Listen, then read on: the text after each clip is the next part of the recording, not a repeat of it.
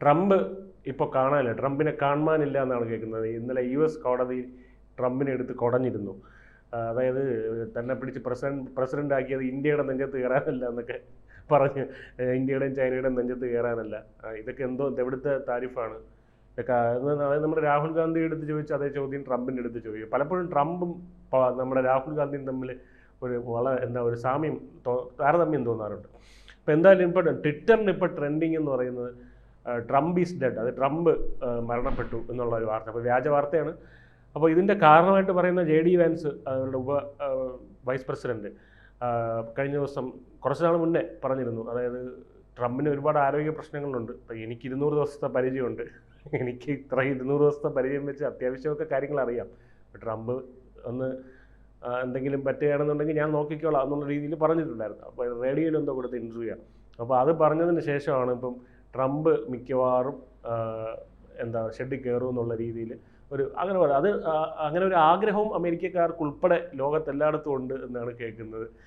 എന്താണ് ഈ ട്രംപ് എന്താണ് ഈ ട്രംപിനെ പറ്റി ഇപ്പോൾ ഈ കേൾക്കുന്ന വാർത്തകൾ, അല്ലെങ്കിൽ ഒരു അപ്രിയനാവുകയല്ലേ ലോകത്തെല്ലായിടത്തും? ട്രംപ് അപ്രിയനാവുകയാണോ അല്ലയോ എന്നുള്ളതല്ല, എല്ലാത്തിനകത്തും ഈ പറയുന്ന പോലെ ട്രംപിന് അനുകൂലമായിട്ടുള്ള കുറെ ആൾക്കാരൊക്കെ ഉണ്ട്.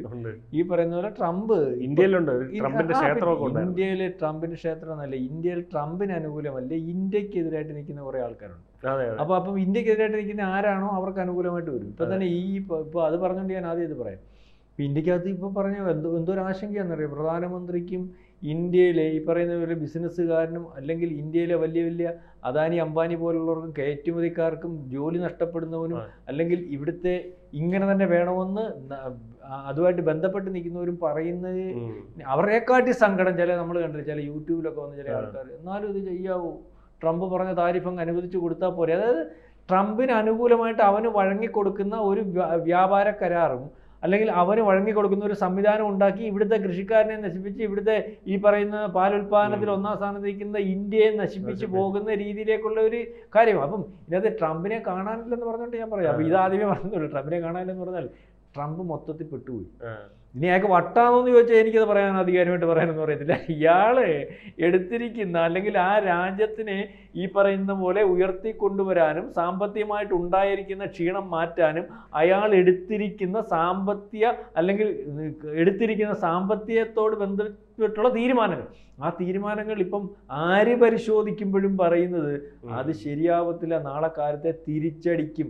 പിന്നെ രണ്ടാമത് ഇന്നലെ കോടതി, ഇപ്പം എനിക്കൊന്ന് സിവിൽ കോടതിയാണെന്ന് തോന്നുന്നു, ഏതോ ഒരു താഴത്തെ കോടതിയുടെ അത്തരത്തിൽ അമേരിക്കയിലെ ഒരു ജില്ലാ കോടതിക്ക് തുല്യമായുള്ള ഒരു കോടതി. ആ കോടതി പറഞ്ഞേക്കുന്നത് ഇയാൾക്ക് ഇതിനുള്ള അധികാരമൊന്നുമില്ല. രാജ്യത്തിനകത്ത് ഒരു സാമ്പത്തിക പ്രശ്നം വരുമ്പോൾ അടിയന്തരമായിട്ട് എടുക്കേണ്ട നിയമം ഉപയോഗിച്ച് ഒരുപക്ഷെ നിങ്ങളിപ്പം താരിഫ് പോലുള്ള കാര്യങ്ങൾ കൈകാര്യം ചെയ്തു, ഇത് അസംബ്ലിക്ക് അല്ലെങ്കിൽ അത്തരത്തിൽ നിയമനിർമ്മാണ സഭയ്ക്കൊക്കെ ഉള്ള അധികാരം അത് ഉടനെ തന്നെ ഇപ്പം പ്രഖ്യാപിച്ചുകൊണ്ടിരിക്കട്ടെ, അടുത്ത മാസം സുപ്രീം കോടതിയിൽ അപ്പീൽ ചെയ്യാനുള്ള അവസരം തരാം. ഈ 30-ാം തീയതി വരെ ഉള്ളൂ, അതിനുശേഷം താരിഫ് മാറ്റിക്കണം. അപ്പം 4 വഴിക്കൊന്നും അടിയാണ്. ആര് പറയുന്നു, എല്ലാവരും പറയുന്നു അയ്യോ ഇല്ല പൊട്ടനെന്തോ കാണിച്ച്. അമേരിക്കയിലെ വ്യവസായികൾ പറയുന്നില്ലേ, അമേരിക്കയിലെ സാമ്പത്തിക വിദഗ്ധർ പറയുന്നില്ലേ, അമേരിക്കയിലെ പ്രതിപക്ഷം പറയുന്നില്ലേ, ഭരണപക്ഷത്തിനകത്ത് വൃത്തിയുള്ളവൻ പറയുന്നില്ലേ, ഈ പറയുന്ന പോലെ കോടതി പറയുന്നില്ലേ. അപ്പൊ ഇയാൾ മൊത്തത്തിൽ പെട്ടു. ഇയാൾ എന്താണെന്ന് പറയുന്നത് ഇയാൾക്ക് മനസ്സിലായി അടി തലയ്ക്ക് കിട്ടുമെന്ന്. ഇയാളുടെ തീരുമാനത്തിനകത്ത്. അപ്പൊ അതുകൊണ്ട് ഇപ്പൊ ഇയാൾ മാറി നിൽക്കുന്നു എന്ന് വേണം പറയാൻ. JD വാൻസ് പറഞ്ഞതുപോലെ കൊച്ചാടെ നേരം ഒന്നും മാറി നില്ലേ, അസുഖാന്ന് പറഞ്ഞ് എവിടെയെങ്കിലും ഒന്ന് നില്ലേ, ഞാനിതൊന്ന് കറക്റ്റ് ചെയ്യട്ടെ, ക്ലിയർ ചെയ്യട്ടെ. അപ്പൊ വേണമെങ്കിൽ അത്തരത്തിലേക്കുള്ളൊരു നീക്കം ഇന്നത്തേന് ശേഷം എവിടെ ട്രംപ് എന്നുള്ള രീതിയിലേക്കുള്ള ഒരു കാര്യം വരുക. നമ്മളീ പറയുന്നത് പോലെ ഇതിനകത്ത് പിടിച്ചു നിൽക്കാൻ പറ്റുന്ന ഒരു അവസ്ഥയില്ല. കാരണം ഇന്ത്യ മറ്റ് കമ്പോളങ്ങൾ കണ്ടെത്തി. അതുപോലെ അമേരിക്കയുടെ കയ്യിലിരുന്ന ലോകക്രമത്തിനെ തകിടം മറിക്കുന്നതിന് വേണ്ടി തീരുമാനമെടുത്തു. ചൈനയിൽ ഇന്നലെ ചെന്നു. ചൈനയില് ഈ പറയുന്ന റെഡ് കാർപ്പറ്റ് വിരിച്ചല്ലേ അദ്ദേഹത്തെ ഏറ്റവും ഇതുവരെ 7 കൊല്ലത്തിന് ശേഷമാണ് ചെല്ലുന്ന എല്ലാ രീതിയിലും ലോകത്തൊരു നേതാവിന് കൊടുക്കാൻ പറ്റുന്നതിൽ വെച്ച് ഏറ്റവും മുന്തിയ സ്വീകരണമാണ് കൊടുത്തിരിക്കുന്നത്. അപ്പം ആ രീതിയിലേക്കുള്ള കാര്യങ്ങൾ അതോടുകൂടി ഈ RIC അല്ലെങ്കിൽ ചൈന, റഷ്യ, ഇവർ മൂന്നും അതിൻ്റെ കൂടെ ബ്രിക്സ് കൂടെ കൂടിയാൽ ഏതാണ്ട് 35% ലോകത്തിലെ കയറ്റുമതി, ഇറക്കുമതി അല്ലെങ്കിൽ ജനസംഖ്യ അനുപാതം ഒക്കെ നോക്കുമ്പോൾ അവിടെയില്ല. അപ്പൊ ഈ പറയുന്ന ഇതെല്ലാം ഇപ്പൊ നടന്നുകൊണ്ടിരിക്കുന്ന ഇതിനകത്താ, ഡോളറിന്റെ അടിസ്ഥാനത്തിലാ. ഡോളറിന്റെ അടിസ്ഥാനത്തിൽ നടക്കുന്ന ഇതിപ്പോ ബ്രിക്സ് പറയുന്നത് വേണ്ട, ഇവന്റെ ഡോളറിന് തന്നെ നമുക്ക് നമ്മുടെ ഡോളർ താഴ്പോട്ട് പോകും. നമ്മൾ ഈ പറയുന്ന ഡോളറിനെയൊക്കെ ഞങ്ങൾ ഡോളറിനെ ഇല്ലായ്മ ചെയ്യുന്നതിന് ഒന്നുമില്ലെന്ന് പറഞ്ഞാൽ ഈ പറയുന്നത് പോലെ ആ സാമാനം വെച്ച് ചെയ്യാതിരുന്ന ഇല്ലായ്മ ചെയ്യുന്നതിനൊന്നുമില്ല, ഞങ്ങൾക്ക് ഡോളറിനോടൊരു പ്രശ്നമില്ലെന്നൊക്കെ പറഞ്ഞിട്ട് ഇത് ഉപയോഗപ്പെടുത്താതിരുന്ന എന്ത് ചെയ്യാനൊക്കും. അപ്പോൾ ഡോളറിനെ ലോകം നിയന്ത്രിക്കുന്നത് ഡോളർ അല്ലെങ്കിൽ രാജ്യങ്ങൾ തമ്മിലുള്ള ക്രയവിക്രയം എല്ലാം ഡോളറിൽ കൂടി അതിന് മാറ്റം വരാൻ പോവാ. എല്ലാ രീതിയിലും ലോകക്രമം അമേരിക്കയുടെ കയ്യിൽ നിന്ന് പോകും ഈ ഒരു വിഷയത്തോടു കൂടി. അല്ലെങ്കിൽ ഈ കയറ്റുമതി നമ്മളോടുള്ള താരിഫ് അല്ലെങ്കിൽ 100 രാജ്യങ്ങളോടുള്ള താരിഫ് ഇന്ത്യയോട് കളിക്കുമ്പോൾ ഇന്ത്യക്ക് അമേരിക്കയ്ക്ക് ഇന്ത്യയുടെ കമ്പോളം വേണം, അമേരിക്കയുടെ കമ്പോളം ഇന്ത്യക്ക് വേണ്ടാന്ന് തീരുമാനിക്കുകയും അല്ലെങ്കിൽ അതിനും മറു ഓപ്ഷൻ കണ്ടെത്താൻ തീരുമാനിക്കുകയും ഇല്ലെങ്കിൽ തന്നെ ആ സാധനം ഈ കമ്പോളത്തിൽ വിൽക്കാൻ പറ്റുന്ന ഒരു അവസ്ഥയും ഉണ്ടെന്ന് കഴിഞ്ഞ ദിവസത്തെ നമ്മുടെ കിറ്റസ്ല സാബ് പറഞ്ഞു കൊടുത്തു. കേട്ടായിരുന്നു നിങ്ങൾ? കേട്ടോ. അപ്പൊ ആ രീതിയിലേക്ക് യൂട്ടിലൈസ് ചെയ്യാം. അതുപോലെ നമ്മുടെ വ്യാപാരികൾ പറഞ്ഞേക്കുക, ഞങ്ങൾക്ക് നഷ്ടമുണ്ട് അല്ലെങ്കിൽ ഞങ്ങൾക്ക് കൂടെ വയ്ക്കുന്നവർക്ക് തൊഴിലില്ലാത്തൊരു അവസ്ഥ വന്നിട്ടുണ്ട്, ഞങ്ങളത് അതിജീവിച്ചോളാം, വിട്ടുകൊടുക്കാൻ പാടില്ല, ഞങ്ങൾ സഹിച്ചോളാം ഇന്ത്യ. അതേ രീതിയിലുള്ള ഒരു ഇന്ത്യൻസാണ് ഇവിടുത്തെ. മനസ്സിലായി? ഇപ്പം ട്രംപ് ഒളിച്ചോടുന്നതിന് കുറ്റം പറഞ്ഞിട്ട് കാര്യമില്ല. ട്രംപിനെ കാണാതായിട്ടുണ്ടെങ്കിൽ അതിനുള്ള കാരണങ്ങളാണ് ഞാനീ പറയുന്നത്. അതായത് ഇന്ത്യയോട് കളിച്ച് ഒരുപക്ഷെ മസിൽ പെരുപ്പിച്ച് ഈ പറയുന്നത് പോലെ നിൽക്കുമ്പോൾ ആ പെരുപ്പിച്ച മസിലൊന്നും ഇനി ആരോടും പെരുപ്പിക്കാൻ പറ്റാത്ത അവസ്ഥയിലേക്കുള്ള ഒരു ട്രംപ് ആയിട്ടും അല്ലെങ്കിൽ അത്തരത്തിലേക്കുള്ള ഒരു അമേരിക്കയൊക്കെ ആയിട്ടും വരുന്ന ഒരു രീതി കൊണ്ട് എത്ര കൊല്ലം കൊണ്ട് ഒരുപക്ഷെ ലോകത്തെ അമേരിക്കൻ പ്രസിഡന്റ് എന്ന് പറയുമ്പോൾ ലോകത്തെ എല്ലാം നിയന്ത്രിക്കുന്ന രാജ്യം അമേരിക്ക എന്ന് പറയുമ്പോൾ നാളെ കാലത്ത് ഇപ്പം നമ്മൾ ഈ പറയുന്നതിൻ്റെ കീഴിൽ കുറേ ആൾക്കാരൊക്കെ വരും. പിന്നെ ഇയാൾ പറയുന്നവർക്ക് നാളെ കാലത്തെ അമേരിക്ക അങ്ങ് താപ്പോട്ട് ഇറങ്ങിയിരിക്കുന്നല്ല, കാലം കൊണ്ട് ഇറങ്ങും. മനസ്സിലായില്ലേ? ഇപ്പം തന്നെ നമ്മളെങ്ങോട്ട് മാറി ഇന്ന് അല്ലെങ്കിൽ നമ്മളെ വരട്ടിയപ്പം യൂറോപ്യൻ കൺട്രീസിനെ കൊണ്ട് വരട്ടിയപ്പം നാറ്റോയെ കൊണ്ട് വരട്ടിയപ്പോൾ അമേരിക്ക വരട്ടിയപ്പോൾ 50% ആക്കുകയാണെങ്കിൽ നമ്മൾ പറഞ്ഞാൽ ഞങ്ങൾ നോക്കിയോളാം. ഇപ്പം അതിനെ അഡ്രസ് ചെയ്തുകൊണ്ട് എത്ര പേര് വന്നു? ബ്രിക്സിനകത്തോട്ട് നമ്മൾ കയറി നിന്നപ്പം ഇപ്പം ഈ ഫ്രാൻസ് ഉൾപ്പെടെ വരുന്നില്ലേ, GCC രാജ്യങ്ങളൊക്കെ വരുന്നില്ലേ? അപ്പം എന്താ വരുന്നത്?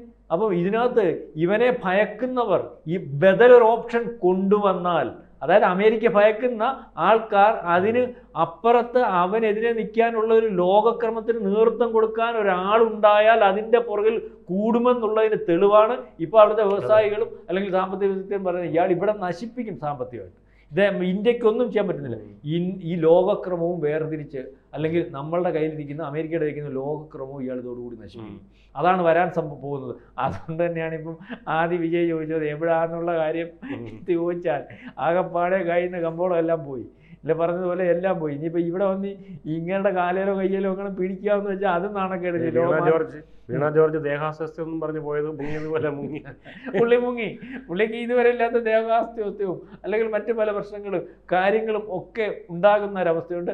അതായത് ലോക കമ്പോളം ഇന്ത്യയിലേക്ക് വന്നിരിക്കുന്നു, ഇന്ത്യക്കൊന്നും സംഭവിക്കത്തില്ല എന്ന് ലോകത്തിൽ ഉടനീളമുള്ള സാമ്പത്തിക വിദഗ്ധരും അല്ലെങ്കിൽ വ്യവസായികളും മറ്റു പലരും ഒക്കെ തീരുമാനിക്കുമ്പോൾ അതിനകത്തെക്കാട്ടിലൊരു വലിയ മിടുക്കനൊന്നുമില്ല അമേരിക്കയിലെ ട്രംപ് എന്ന് പറയുന്ന അല്ലെങ്കിൽ രാഷ്ട്രീയക്കാരനും അല്ലെങ്കിൽ അമേരിക്കൻ പ്രസിഡന്റും. ഇവരെ എല്ലാം ഉപദേശിക്കുന്ന ചില ആൾക്കാരും അല്ലെങ്കിൽ ഇവർക്കെല്ലാം കാര്യങ്ങൾ പറഞ്ഞു കൊടുക്കുന്ന ഒരാൾക്കാരും അല്ലെങ്കിൽ ഇത്തരത്തിൽ വ്യവസായം അറിയാവുന്ന ആൾക്കാരും ഒക്കെ അല്ലെങ്കിൽ പല കാര്യങ്ങളും അനലൈസ് ചെയ്യുന്നതൊക്കെ ഇതിൻ്റെയൊക്കെ അടിസ്ഥാനത്തിലായി ഈ ലോകത്ത് എല്ലാവരും ഓരോ കാര്യങ്ങൾ നീക്കുവൊക്കെ ഉണ്ടാക്കുന്നത്. അപ്പോൾ അതിനൊന്നും അല്ല ഞാൻ പറയുന്നതൊക്കെ ശരിയെന്ന് പറഞ്ഞാൽ. ഇത് കിറ്റക് സാബ് പോലും കഴിഞ്ഞ ദിവസം പറഞ്ഞത് ഇങ്ങനെയാണ്. അതായത് യൂറോപ്യൻ മാർക്കറ്റ് പിടിക്കും, നമ്മൾ UK മാർക്കറ്റ് പിടിക്കും, ഇന്ത്യയിൽ ഡൊമസ്റ്റിക് മാർക്കറ്റ് വെക്കും. അതിനൊക്കെ അവസരം ഒരുക്കി തന്ന ട്രംപിന് നന്ദി. അയാൾ പറഞ്ഞത് കേട്ടായിരുന്നു, നമുക്ക് ചുരുക്കാൻ പറയാം. അയാൾ പറഞ്ഞത് ഞാനിത് നേരത്തെ മനസ്സിലാക്കി, ഞാനൊരു ഷോറൂം തുടങ്ങി, അവിടെ കൊണ്ടുവന്ന് ഞാൻ എൻ്റെ സാധനം ഇട്ടു, എനിക്ക് 15 ലക്ഷം രൂപയുടെ കച്ചവടമുണ്ട്, ഞാൻ അടുത്ത ഒരു കൊല്ലം കൊണ്ട് 1000 ഷോറൂം കേരളത്തിൽ തുടങ്ങും. ആ അടുത്ത ഒരു കൊല്ലം കൊണ്ട് ഇന്ത്യ മൊത്തം 2000 തുടങ്ങും. ഈ 4 ദിവസം തുടങ്ങി 4 ദിവസം 15 ലക്ഷം വെച്ച്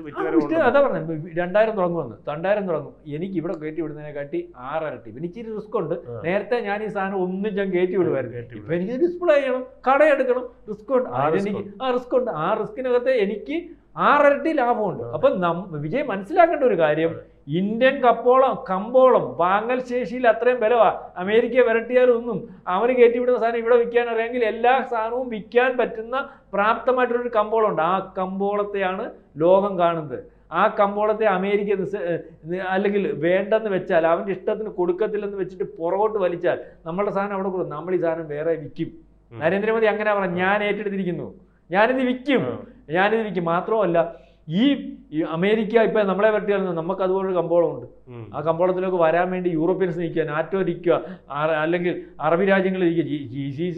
GCC രാജ്യങ്ങളിലെ കുവൈറ്റ് ഉൾപ്പെടെ ഉള്ളവരുടെ വ്യവസായം ഇവിടെ വന്നേക്കും, ഞങ്ങൾ കൊണ്ടുപോയിക്കോളാം, തുണി ഞങ്ങൾ കൊണ്ടുപോയിക്കോളാം, ഞങ്ങൾ കൊണ്ടുപോയിക്കോളാം, മത്സ്യത്തിൻ്റെ ഞങ്ങൾ കൊണ്ടുപോയിക്കോളാം. 40 രാജ്യങ്ങൾ നമ്മൾ കണ്ടുപിടിച്ചില്ലേ, 75 ലക്ഷം കോടിയുടെ അല്ലേ അവിടുത്തെ തുണി കയറ്റുമതി. നമ്മളെത്ര, നമുക്ക് ആ പാടെ 14 ലക്ഷം കോടി നമ്മൾ ഉൽപ്പാദിപ്പിക്കുന്നുള്ളൂ. 3.5 ലക്ഷം കോടിയേ ഉള്ളൂ നമ്മൾ കയറ്റുമതി ചെയ്യുന്നത്. ഇവിടോട്ട് മാത്രം ശ്രദ്ധ കേന്ദ്രീകരിച്ചാൽ ലോകത്തെ തുണി കയറ്റുമതി മാത്രം 70 ലക്ഷം കോടിയുടെയാണ്. അതിനകത്ത് 40 രാജ്യത്തിൻ്റെ മാത്രം ഏതാണ്ട് 52-50 കറക്റ്റ് 50-നകത്ത് വരുന്നുണ്ട്. ഇതിനകത്തോട്ട് മാത്രം നമ്മൾ അത് മാത്രം പ്രൊമോട്ട് ചെയ്താൽ ഇവിടെ വരെ ചെന്നിട്ട് 100 രാജ്യങ്ങളിലേക്ക് ഇലക്ട്രിക് വെഹിക്കിൾ കൊടുക്കുന്നില്ലേ പറഞ്ഞേക്കുന്നത്. അപ്പോൾ ഇതൊന്നും ഭയപ്പെടുന്നില്ല. നമ്മളിതോട് വിജയിച്ചാൽ ലോകം നിയന്ത്രിക്കുന്ന ഇന്ത്യയിലേക്ക്, അല്ലെങ്കിൽ നമ്മളിപ്പോൾ ഇവൻ്റെ കൂട്ട് ഒന്നുമില്ല, എല്ലാവരും എന്തോ വേണം, അല്ലെങ്കിൽ നമ്മൾ പറയുന്ന കാര്യത്തിന് വില വരുന്ന, അല്ലെങ്കിൽ ഇന്ത്യ പറയട്ടെ അതിനനുസരിച്ച് നീങ്ങാമെന്ന് പറയുന്ന ഒരു ലോകക്രമത്തിലേക്ക് കാര്യങ്ങൾ പോകും. അത് ബ്രിക്സിൻ്റെ രൂപത്തിലും RICയുടെ രൂപത്തിലും മറ്റു പലതിൻ്റെ രൂപത്തിലും ഒക്കെ ആകും എന്നുള്ള രീതിയിലേക്കാണ് കാര്യങ്ങൾ. അതുകൊണ്ട് തന്നെയാണ് വിജയാധിപത്യം ട്രംപ് എവിടെ വട്ടായിരിക്കും, അതേ മാറിയിരിക്കുമായിരിക്കും. ഇതാണ് ഒരവസ്ഥ.